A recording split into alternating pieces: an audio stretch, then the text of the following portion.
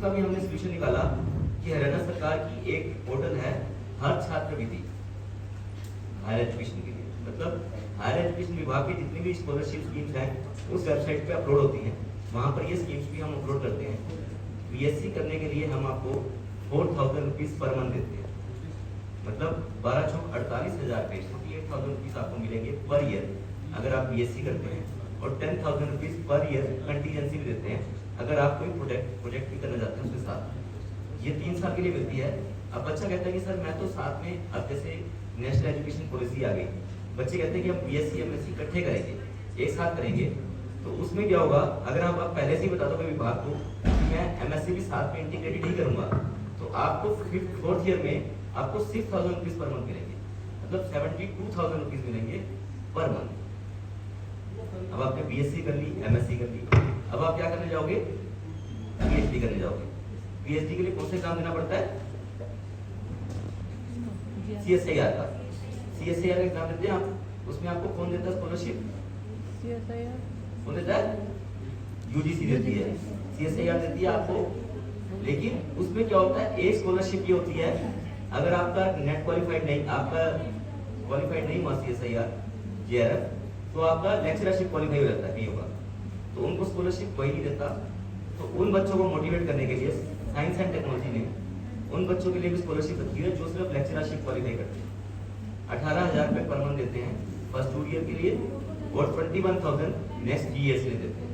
मतलब टोटल आपको 5 साल के लिए ये आपको स्कॉलरशिप मिलती है। ये आपको बताने का उद्देश्य ये है क्योंकि हरियाणा में साइंस में बहुत कम बच्चे एडमिशन ले रहे हैं और बहुत ही डाउनफॉल है। हम समझ नहीं पा रहे कि बच्चे साइंस में क्यों नहीं एडमिशन ले रहे। उनको प्रमोट करने के लिए हमने काफ़ी स्कीम्स लाई हैं। जो मैंने आपको बीएससी एमएससी वाली स्कीम बताई, मुझे याद है कि एक टाइम उसमें साल में 5,000 से ज़्यादा एप्लीकेशंस आती थी, लेकिन अब हमारे पास सिर्फ 100-200 एप्लीकेशन आती हैं। बट जो भी इश्यूज है, दूसरा ये है कि इस स्कीम में ये नहीं है कि जैसे पहले क्या था, ये स्कीम थी कि आपने हरियाणा में ही बीएससी करनी है, तो हमारे ऑफिसर ने कहा कि आप लोग बच्चे को बाउंड क्यों करते हो कि वो हरियाणा में पढ़े, ऐसा कौन सा स्टेट आपका इंटरनेशनल एजुकेशन प्रोवाइड कर रहा है। तो मुझे काफ़ी अच्छी बात लगी, उन्होंने कहा कि अगर हरियाणा का बच्चा +2 के बाद दिल्ली यूनिवर्सिटी आईआईटी में ही पढ़ेगा तब भी उसको स्कॉलरशिप मिलेगी। ये वाली जो मैंने आपको बताया, अगर आप आईसर में भी पढ़ते हैं बीएससी करने के लिए तब भी आपको ये स्कॉलरशिप मिलेगी। ये मैंडेटरी नहीं है कि आपने ग्रेजुएशन हरियाणा से ही करनी। अगर आपका नेशनल लेवल पे किसी अच्छी जगह पे एडमिशन होता है, being a student of Haryana citizen, आपको ये स्कॉलरशिप मिलेगी। बट पीएचडी में मैंडेटरी है कि आपको हरियाणा में ही पीएचडी करनी है। आप गवर्नमेंट से करें या प्राइवेट से करें, आपको तब भी स्कॉलरशिप मिलेगी। गवर्नमेंट और प्राइवेट का कोई भेदभाव नहीं है, आप कहीं से भी करेंगे तब भी आपको स्कॉलरशिप, नेट लेक्चरशिप की आपको मिलेगी। इसके अलावा अभी हमने बीटेक के लिए भी नई स्कॉलरशिप लगाई है। ऑनरेबल मिनिस्टर के कहने पे, एजुकेशन मिनिस्टर साहब के, इस साल से हम शुरू करने जा रहे हैं।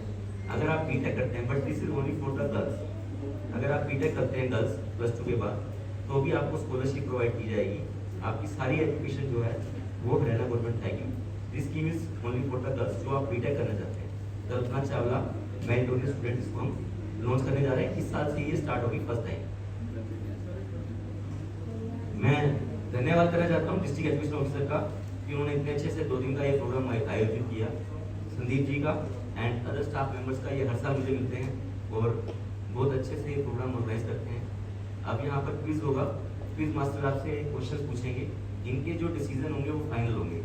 मेरे को लगता है कि क्विज मास्टर पे कहीं, जैसे मैंने कल देखा कि 1-2 व्यक्ति आए जो कहते थे कि हमें शीट दिखा दो, आंसर दिखा दो। मैं आपको बता दूं, मेरी नेचर ऐसी है कि काम पूरा पारदर्शिता से होता है, किसी तरह की कोई इंटरफेरेंस नहीं होती। इनके साथ में 5-6 साल से जुड़ा हूँ, हालांकि इनको एक्सपीरियंस क्विज करवाने का मेरी जितनी नौकरी नहीं हुई उससे ज़्यादा है।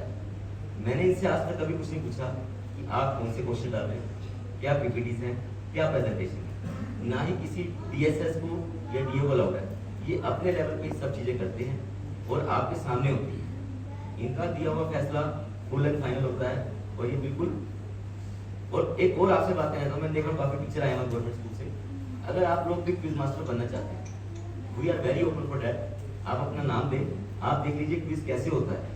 कोई भी किसी भी डिस्ट्रिक्ट का टीचर कहता है कि मैं भी क्विज करवाना चाहता हूँ, तो हम लोग आपको भी यहाँ पर स्टेज दे सकते हैं, आप लोग भी क्विज करवा सकते हैं। ये मैंडेटरी नहीं है कि भाई जो हमारे फिक्स हैं हम ही अपने सेट करते हैं।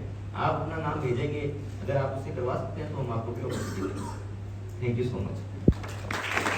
Thank you sir.